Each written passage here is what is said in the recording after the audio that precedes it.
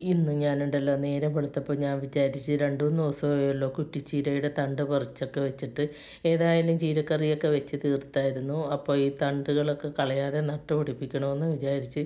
ഇത് നമ്മുടെ ചായമൻസയുടെ തണ്ടാണ്.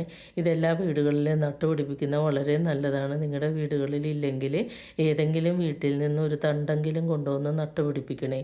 ഭയങ്കര ഔഷധ ഗുണമുള്ള ഇതാണല്ലോ, കുട്ടികൾക്കും മുതിർന്നവർക്കും എല്ലാവർക്കും നല്ലതാണ്. അതുപോലെ തന്നെ ഇത് തോരനൊക്കെ വെച്ചാൽ ഭയങ്കര ടേസ്റ്റുമാണ് കേട്ടോ.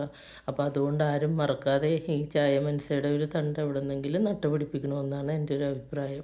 അപ്പോൾ ഞാൻ കുറച്ച് കുഴികളൊക്കെ കുത്തി വെച്ചിട്ടുണ്ടായിരുന്നു. ഒരു 3-4 തണ്ട് ഏതായാലും ഉണ്ടല്ലോ. അപ്പോൾ ഇവിടെ ഒരെണ്ണം വെക്കാനേ സ്ഥലമുള്ളൂ. പിന്നെ അപ്പുറത്തേക്ക് ഞാൻ 2-3 ചെറിയ കുഴികൾ എടുത്തിട്ടിട്ടുണ്ട്. അപ്പോൾ അതിനകത്തേക്ക് നമുക്ക് വെച്ച് കൊടുത്താൽ മതിയല്ലോ. അപ്പോൾ കുറച്ച് വെള്ളമൊക്കെ തളിച്ചാൽ തന്നെ പിടിച്ചോളൂ. പിന്നെ നമ്മുടെ തോട്ടത്തിലുണ്ടായ ഇഞ്ചിയാണേ. അപ്പോൾ പകുതിയോളം പറിച്ചിട്ടുള്ളൂ. ഇനി കുറേ പറിക്കാനൊക്കെ ഉണ്ട്. അപ്പോൾ അതിൻ്റെ ഒരു ഇഞ്ചിക്കറിയൊക്കെ വെച്ചായിരുന്നു. നല്ല മൂത്ത ഇഞ്ചി ആയത് കാരണം നല്ല ടേസ്റ്റൊക്കെ ഉണ്ടായിട്ടാ. കാരണം എന്താണെന്ന് അറിയുമോ, വണ്ണം വെക്കാഞ്ഞത്. അതിലുണ്ടായിരുന്ന പൂക്കളൊക്കെ നമ്മൾ നീക്കം ചെയ്തില്ല. കുറച്ച് സമയക്കുറവൊക്കെ ഉണ്ടായിരുന്നു, അതുകൊണ്ടൊക്കെയാണ്. എന്നാലും നല്ല ടേസ്റ്റുള്ള ഇഞ്ചിക്കറി നമുക്ക് കൂട്ടാനൊക്കെ പറ്റിയിട്ടാ. പിന്നെ കുറേ മുന്തിരി കൊണ്ടുവന്നിട്ടുണ്ടായി. അത് നമ്മൾ വൈനുണ്ടാക്കിയായിരുന്നു. അത് നമ്മൾ ഈ തിളപ്പിച്ച വെള്ളത്തിലേക്ക് ഇടുന്നത് എളുപ്പം നമുക്ക് എടുക്കാൻ വേണ്ടിയിട്ടാണ്.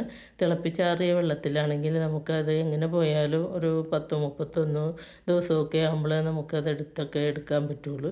അപ്പോൾ ഇതാകുമ്പോൾ നമുക്കൊരു 10-15 ദിവസം ആകുമ്പോൾ തന്നെ നമുക്ക് പിഴിഞ്ഞെടുത്താൽ നല്ല വൈനൊക്കെ കിട്ടും കേട്ടോ.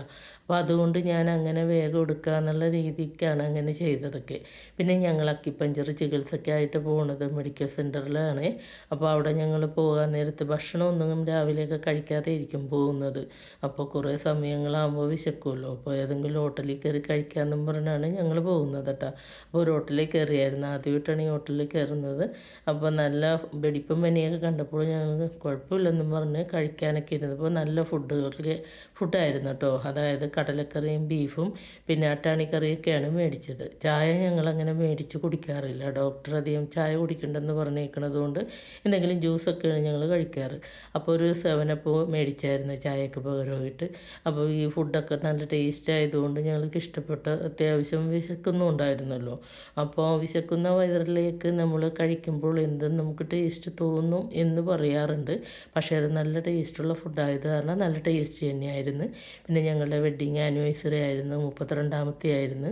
അപ്പോൾ അതിന് വേണ്ടിയിട്ട് ഞങ്ങളൊരു ചെറിയ കേക്കൊക്കെ കട്ട് ചെയ്യാമെന്ന് വിചാരിച്ച്. കുട്ടികളാരും ഞങ്ങളുടെ അടുത്തുണ്ടായിരുന്നില്ല. ഇളയ മോളും അതുപോലെ അവളുടെ ഹസ്ബൻഡും ദുബായിലാണ്. പിന്നെ മൂത്ത മോൾക്ക് ഒരു അത്യാവശ്യം കല്യാണവും കാര്യങ്ങളും ബൗത്തീസൊക്കെ ഉണ്ടായിരുന്നു. അപ്പോൾ അങ്ങനെ അവർ പോയതാണ്. അപ്പോൾ നാളെ വരാമെന്നും പറഞ്ഞാണ്, വെക്കേഷനൊക്കെ അല്ലേ, അപ്പോൾ കുറച്ച് ദിവസം ഇവിടെ നിൽക്കണമെന്നൊക്കെ പറഞ്ഞെങ്കിലും 2 ദിവസം നിന്നിട്ടും പോയി. ഇനി വരാമെന്ന് പറഞ്ഞു. അപ്പോൾ ഞങ്ങൾ മാത്രമായിപ്പോയി. പിന്നെ ചേച്ചിയുടെ മോളും ഉണ്ടായിരുന്നു. അപ്പോൾ അത്യാവശ്യം ഇന്ന് നമുക്ക് മുറിക്കാമെന്ന് പറഞ്ഞപ്പോൾ അപ്പം പറഞ്ഞ് സാരിയില്ല, കുഞ്ഞുങ്ങൾ വരുമ്പോൾ നാളെയും വേണേൽ മുറിക്കാമെന്ന് പറഞ്ഞായിരുന്നു കേക്കൊക്കെ.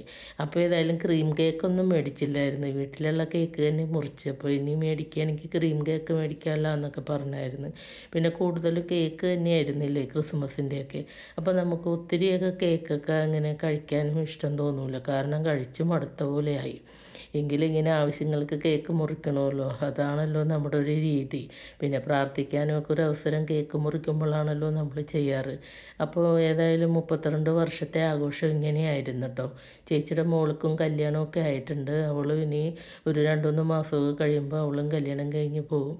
അപ്പോൾ ഞാൻ പറഞ്ഞു, അടുത്ത വർഷം നമ്മുടെ കുട്ടികളും അതുപോലെ ചിലപ്പോൾ നിൻ്റെ ചെറുക്കനൊക്കെ ഉണ്ടെങ്കിൽ നമുക്കെല്ലാവർക്കും കൂടി ഭാഗ്യമുണ്ടെങ്കിൽ, ഞങ്ങൾക്ക് ആയുസ്സുണ്ടെങ്കിൽ നമുക്കപ്പോൾ കൂടാന്നൊക്കെ പറഞ്ഞായിരുന്നു. അപ്പോൾ അവൾ പറഞ്ഞു, ഒന്ന് പോവാം ആൻറ്റിയൊക്കെ ഒരു 100 വർഷം ഇനിയും ജീവിക്കട്ടെ എന്ന് പറഞ്ഞായിരുന്നു. അപ്പോൾ നമ്മൾ പുറത്തുനിന്നാണ് കേട്ടോ മസാല ദോശയൊക്കെയാണ് ഞങ്ങൾ ഓർഡർ ചെയ്തത്. കാരണം ഇപ്പോൾ പെരുന്നാളിൻ്റെ ആഘോഷമൊക്കെ